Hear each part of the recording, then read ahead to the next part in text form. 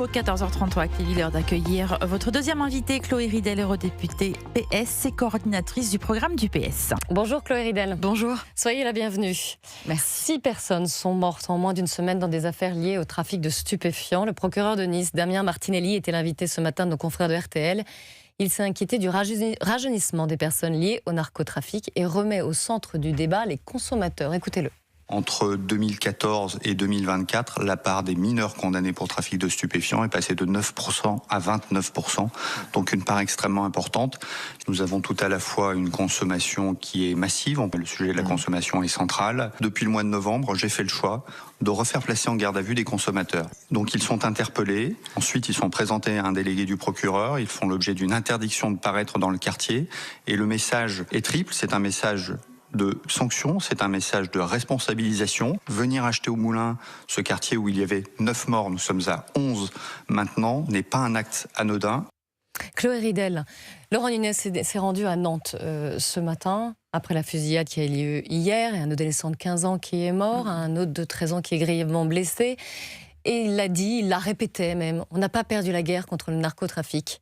Mais est-ce qu'on ne l'a pas vraiment déjà perdu quand même ? Un peu. Mais il n'est pas trop tard pour reprendre le dessus. Et d'abord, je voudrais présenter mes condoléances aux familles de cet adolescent tué. Les victimes sont de plus en plus jeunes du narcotrafic. C'est quelque chose de terrible.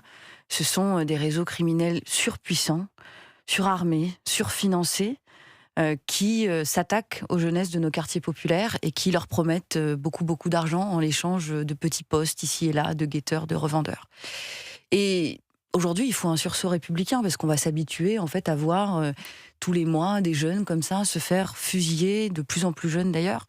Et donc, il faut un sursaut avec, je crois, le renforcement des moyens du parquet spécialisé, des forces de l'ordre, etc. Mais il faut aussi qu'on puisse ouvrir un débat, me semble-t-il, sur la légalisation du cannabis en France pour que on puisse réorienter des moyens qui aujourd'hui sont alloués à la lutte contre le cannabis vers la lutte contre les drogues les plus fortes et les plus nocives. C'est un débat qui est délicat en France, mais il me semble que c'est quelque chose qu'il est nécessaire de mettre sur la table aujourd'hui. C'est notamment le message d'Amine Kessassi, dont les 2 frères ont été assassinés dans le cadre du trafic de drogue à Marseille. Et c'est une solution qui, pour l'instant, n'a toujours pas été débattue. Mettre en garde à vue les consommateurs, pourquoi pas, mais je ne crois pas que cela permettra d'avoir des résultats face à ces réseaux criminels. Mais légaliser, ça ne voudrait pas dire justement que ça y est, on laisse tomber, là le cannabis, on n'y peut plus rien, et donc ça on le laisse finalement libre, comme ça. Mais vous savez, d'un point de vue de la santé, il y a quelque chose d'absurde, parce que par exemple l'alcool est légal en France, et c'est une drogue bien plus nocive que le cannabis. Ça, tous les médecins vous le diront, on ne savait pas dire que le cannabis n'est pas nocif. Il l'est profondément, notamment chez les jeunes, pour les jeunes adolescents. Qu'ils entraînent, justement, que le cannabis ouvre la voie à d'autres drogues, d'autres addictions beaucoup plus dures aussi, que c'est une première étape. On peut dire c'est la ce même que chose les de scientifiques l'alcool, disent. si vous voulez. Mais il faut aujourd'hui une politique raisonnée et pragmatique. Vous avez 8 millions de consommateurs de cannabis en France. D'autres pays, comme l'Allemagne, ont dépénalisé le cannabis. Ça existe aussi dans certains États des États-Unis. Et qu'est-ce qu'on voit ? On voit d'abord que ça n'augmente pas la consommation de cannabis, mais que ça permet à l'État de contrôler le prix du cannabis à la revente, d'en contrôler aussi la nature, c'est-à-dire qu'on voit des formes de cannabis qui sont revendues par les réseaux qui sont de plus en plus nocifs. Et si on contrôle la production avec un régime public, on peut contrôler ça aussi, et puis on peut réallouer les fonds à des actions de prévention contre la consommation de drogue. Ça fait pas un peu bizarre de lutter contre le tabac et en même temps d'autoriser le cannabis ? Le tabac, c'est pareil. Le tabac, c'est une des drogues les plus nocives. On n'interdit pas... Si vous voulez, les politiques prohibitives en matière de drogue ont montré leurs limites. Évidemment qu'on ne peut pas aller légaliser des drogues comme l'héroïne, comme la cocaïne, etc. Et que ça, il faut lutter contre. Mais une drogue comme le cannabis, la question se pose parce que d'autres pays le font et on voit que cela marche et ça permet de mieux contrôler le marché et la politique de prévention. Mais après, il reste d'autres drogues, que ce soit des drogues de synthèse, que ce soit le cocaïne, que ce soit le fentanyl aux États-Unis. Il n'y a pas de raison que ça n'arrive pas en France un jour ou l'autre. Et là, comment on fait alors ? Là, il faut une lutte acharnée contre les réseaux de narcotrafiquants Et donc là, il faut augmenter les moyens de la justice et de la police, souvent, et du renseignement, parce que souvent, ce sont des trafiquants qui n'habitent pas dans notre pays et qui exploitent les jeunes de nos quartiers populaires depuis Dubaï. Donc il faut renforcer les moyens dévolus au renseignement, et puis il faut qu'on puisse saisir les avoirs de ces narcotrafiquants pour les réallouer à des moyens de sécurité, mais aussi des moyens de prévention en santé, parce qu'on voit bien que tant qu'il y aura de la consommation, ces réseaux vont prospérer. Le problème, c'est que les gens consomment, et de plus en plus. La cocaïne, la consommation a explosé dans notre pays, et est désormais un objet de consommation pour des classes populaires et des classes moyennes, ce qui n'était pas le cas avant. Chloé Ridel, je rappelle que vous êtes eurodéputée PS et coordinatrice du programme du Parti Socialiste. Oui. On va d'ailleurs y venir. On vient de vivre une semaine sous le rythme des annonces du gouvernement au sujet de l'hantavirus. Écoutez les prises de parole, une des prises de parole de la ministre de la Santé, Stéphanie Rist.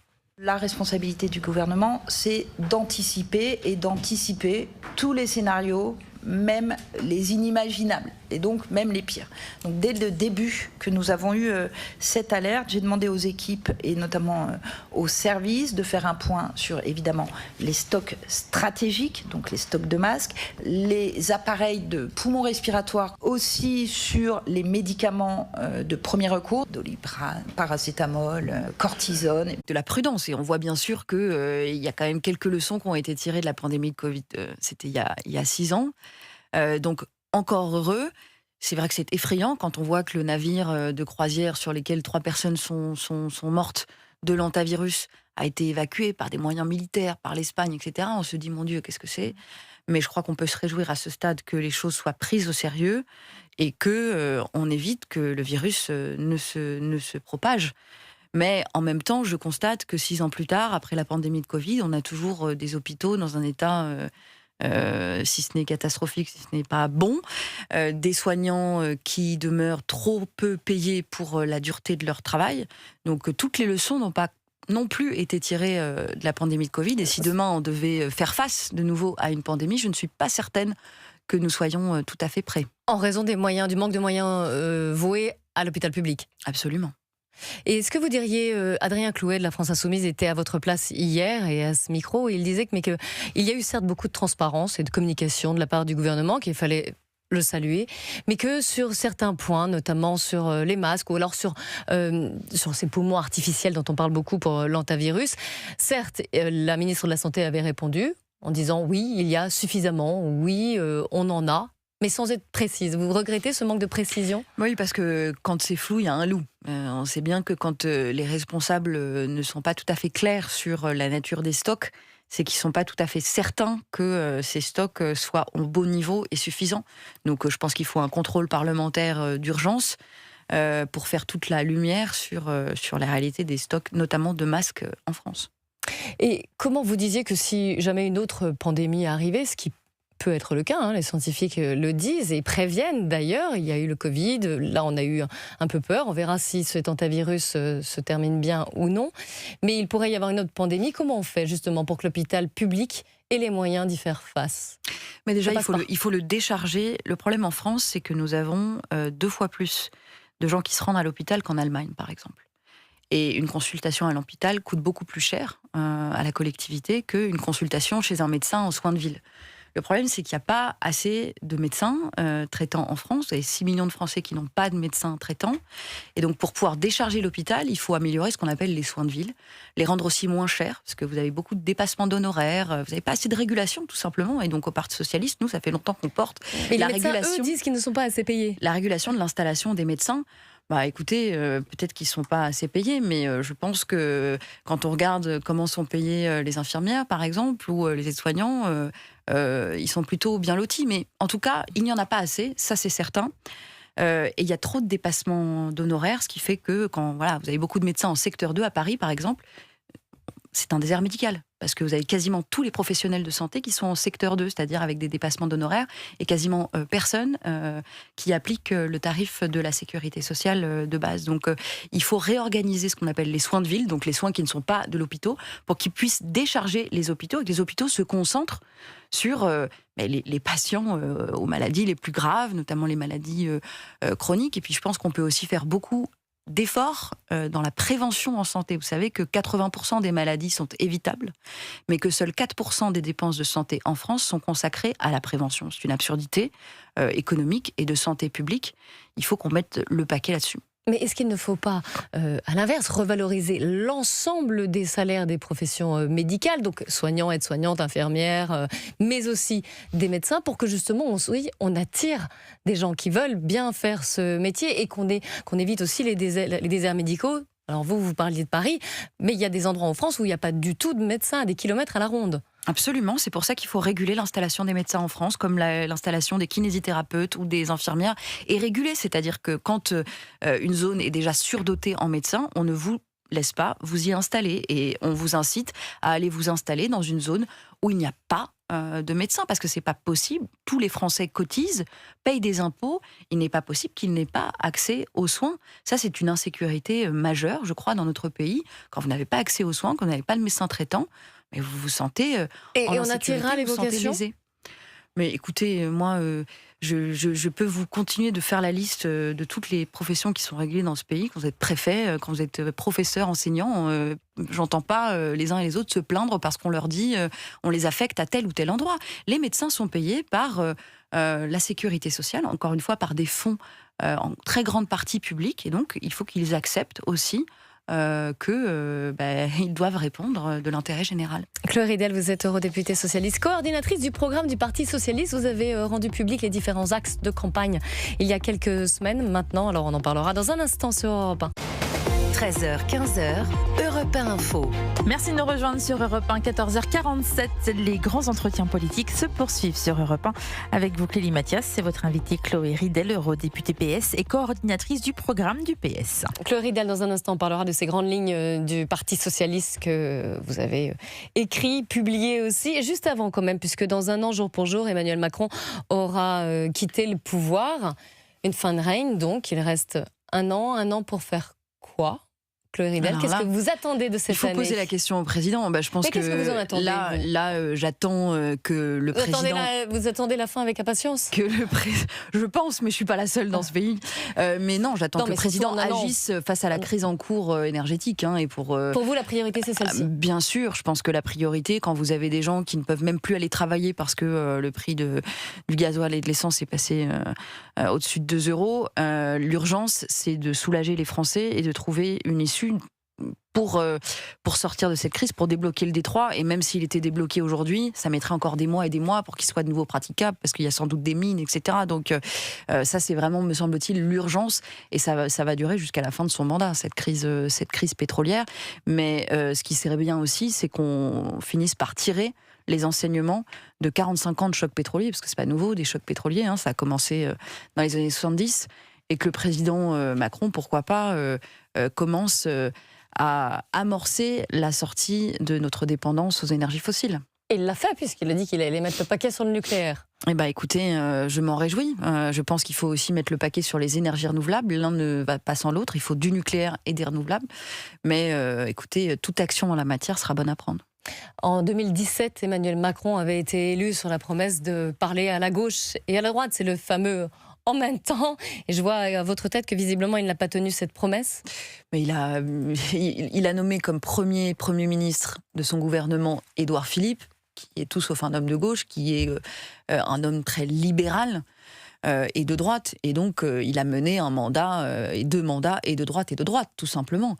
Mais je veux dire, c'est pas un problème, mais il y a effectivement un manque de sincérité par rapport à ce qu'il avait promis au départ, tout comme la promesse qu'il avait faite de renouveler profondément les institutions démocratiques, ce qui n'a pas du tout été fait.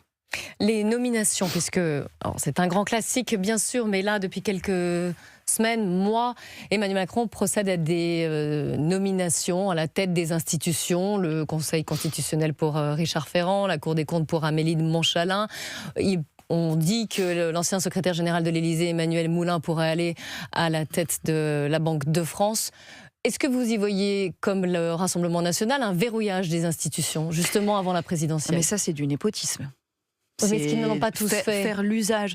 Oui, mais si vous voulez, un homme, ça s'empêche. Le président de la République en France a un pouvoir de nomination beaucoup trop large. Il peut nommer jusqu'à des postes qui peuvent paraître pas du niveau d'un président de la République de nommer. Bon, c'est pas le cas pour la Banque de France ou pour la Cour des comptes, là, ce sont des postes très importants. Mais quand on est comme ça en fin de règne, peut-être qu'on consulte un peu avant de nommer, puisqu'on sait bien que sa légitimité est fragilisée, qui plus est depuis les législatives de 2024. Donc on ne nomme pas comme ça ses amis à différents postes clés de la République. J'observe que ceux qu'il nomme ont des compétences. Madame de Montchalin a des compétences, même si sa nomination pose quand même question. Hein. Mais pour ce qui est d'Emmanuel Moulin, je ne crois pas que ce monsieur soit économiste. On parle quand même de la présidence de la Banque de France. Donc ça, typiquement, pour moi, c'est du népotisme. Mais est-ce que François Hollande n'avait pas nommé Laurent Fabius à la tête du Conseil constitutionnel aussi? Est-ce que voilà, c'est pas une démarche qui a été prônée par et faite par différents présidents qui soient de gauche comme de droite? Je pense qu'il faut tourner la page maintenant. Il faut changer de méthode. On ne peut plus continuer comme ça. Et il faut qu'il y ait un pouvoir de contrôle parlementaire des nominations faites par le président de la République accru. Voilà, qu'il y ait des auditions devant le Parlement et un pouvoir donné aux commissions parlementaires de dire oui ou non. Ça se passe comme ça aux États-Unis et je crois que c'est très positif. Chloé Ridel, vous avez présenté il y a quelques semaines un projet destiné à définir le socialisme du 21e siècle. Il y a un mot qui revient beaucoup et vous l'avez mis en exergue, c'est le mot libre. Alors j'ai l'impression quand même que ce mot libre va donner la clé de cette campagne présidentielle. Gabriel Attal en homme libre. Édouard Philippe, la semaine dernière à Reims, le week-end dernier, la France libre. Et vous aussi donc, la liberté. Il y a un grand combat politique et culturel qui s'organise autour de la liberté. D'abord parce qu'on est dans un... Je vais vous répondre. D'abord parce qu'on est dans un monde où la liberté recule, la démocratie recule, la guerre revient et on est face à un capitalisme de plus en plus autoritaire. Vous avez de grands États, de grandes entreprises qui, de façon de plus en plus violente, cherchent à s'accaparer des ressources. Et donc ça menace nos libertés à la fois en tant que peuple et en tant qu'individu. La liberté pour un individu, c'est pouvoir choisir sa vie, avoir du pouvoir sur sa vie et donc être capable de travailler et de vivre dignement de son travail, de pouvoir se loger, de ne pas être discriminé. Pour moi, c'est ça la liberté. Et le problème, c'est que cette liberté, dans le monde dans lequel nous vivons, elle devient de plus en plus un luxe. Elle est réservée aux plus riches, aux plus puissants. Et nous, les socialistes, nous voulons la liberté réelle pour toutes et tous. La liberté, c'est une grande promesse révolutionnaire, héritée de la Révolution française. C'est l'abolition des privilèges. Et ça n'est pas du tout ce que promet M. Attal. Par exemple, M. Attal disait, pour le 1er mai, il faut que chacun soit libre de travailler le 1er mai et de faire des heures supplémentaires en faisant péter le plafond des heures supplémentaires par an. Mais ça, ce n'est pas la liberté, c'est agrandir au contraire les contraintes. Pour que les travailleurs soient vraiment libres, il faut qu'ils puissent vivre, être mieux payés et vivre décemment de leur travail sans avoir à travailler en plus le 1er mai et à faire des heures supplémentaires. Si c'est la base sur du volontariat. Donc, si vous voulez, nous disons que la dérégulation, le libre marché, ça ne construit pas la liberté, ça construit la domination. Et c'est la raison pour laquelle nous voulons parler de liberté à gauche. C'est pour dire aux soi-disant libéraux et à la droite et à l'extrême droite que ce qu'elles promettent, ça n'est pas la liberté, encore une fois, c'est la domination de quelques-uns sur la majorité. Mais vous parlez de l'histoire, là on revient au marxisme, au final. On revient en tout cas à une phrase d'un antifasciste italien du XXe siècle, Carlo Rosselli, qui disait « Le socialisme, c'est quand la liberté arrive dans le foyer des gens les plus modestes ». Voilà. Et ça, cela résume bien notre pensée. Et pour que la liberté arrive, y compris dans le foyer des gens les plus modestes, il faut des politiques de puissance publique, il faut des politiques de solidarité, il faut des politiques de redistribution. On le voit par exemple sur la question du logement, si tout le monde doit être libre de pouvoir accéder au logement, eh ben, il faut aujourd'hui pouvoir organiser la production massive de logements, mais aussi réguler le marché du logement, permettre de réquisitionner des logements vacants en zone tendue, de taxer les multipropriétaires, etc., etc. Ce que fait par exemple Emmanuel Grégoire à Paris. C'est l'inverse de politique de dérégulation et de libre marché. Et c'est pour ça que c'est un débat intéressant à ouvrir, si vous voulez, de dire que ceux qui se réclament de la liberté, la droite et l'extrême droite, ne la promettent que pour quelques-uns et pas pour toutes et tous. Et donc nous voulons encore une fois rendre réelle cette grande aspiration populaire qu'est la liberté grâce à des politiques d'égalité et de fraternité. Alors évidemment, ce que j'allais dire, c'est que ceux à droite dont vous dites qu'ils ne sont pas libres vous diraient exactement l'inverse. Mais sans rentrer dans ce débat-là, puisqu'ils ne sont pas là, je vais citer quelques-unes de vos propositions. peut-être pas toutes, évidemment, vous en rajouterez libre à vous, Chloé Ridel. Une taxe Zuckman, un peu plus light, si j'ai bien compris, que celle non, qui une était... taxe Zuckman, qui est la proposition de Gabriel Zuckman, que celle nous de base. Absolument, qui est une taxe de 2% sur le patrimoine des 0,1% les plus riches, qui est une mesure aujourd'hui d'équité fiscale élémentaire face à la concentration des richesses que nous constatons à la fois en France et au niveau mondial. Alors, contrairement à ce qui se passe dans d'autres pays européens, la retraite à 62 ans. Non, c'est un nouveau système de retraite que nous proposons, qui n'est pas du tout ça. Ah, j'ai lu le 62 oui, parce que ans. c'est ce que sortent des médias un peu paresseux sans regarder ce que nous proposons. Pardon. Qu'est-ce que nous proposons ? Nous proposons de construire un système de retraite où les droits à la retraite est calculé en fonction d'une durée de cotisation qui est de 43 ans pour tout le monde et qui ensuite est réductible, aménageable en fonction des critères de pénibilité des métiers exercés tout au long de la vie. Donc, si vous avez exercé des métiers pénibles, vous pouvez réduire cette durée de cotisation de 43 ans. Mais ce qui fait que chacun travaille. Vous voulez, l'âge légal, c'est une machine à produire aussi des inégalités et à ne pas considérer la pénibilité des métiers exercés par les uns par les autres. Est-ce qu'ils ont commencé à travailler plus tôt ? Là, c'est tout le monde travaille une durée égale. On peut travailler moins si on a exercé des métiers pénibles. Et 62 ans, l'âge reste une mesure de protection. On ne peut pas juste supprimer l'âge légal, ça n'existe pas, pour celles et ceux qui ont des carrières hachées. Alors, je citerai également le SMIC à 1 690 €. Beaucoup d'écologie aussi, on n'a pas le temps. Une taxe carbone, populaire. Je crois, aussi. L'écologie populaire, des transports, l'accessibilité pour toutes et tous à la voiture électrique. C'est très rouge plus que rose, non, pour le PS ? Non, c'est un programme socialiste de gauche, ça je vous le confirme, ambitieux. Et ça, nous l'avons toujours assumé. Le SMIC que nous proposons de rehausser à 1 690 € en appliquant simplement la croissance depuis 2012, qui était la dernière hausse légale du SMIC.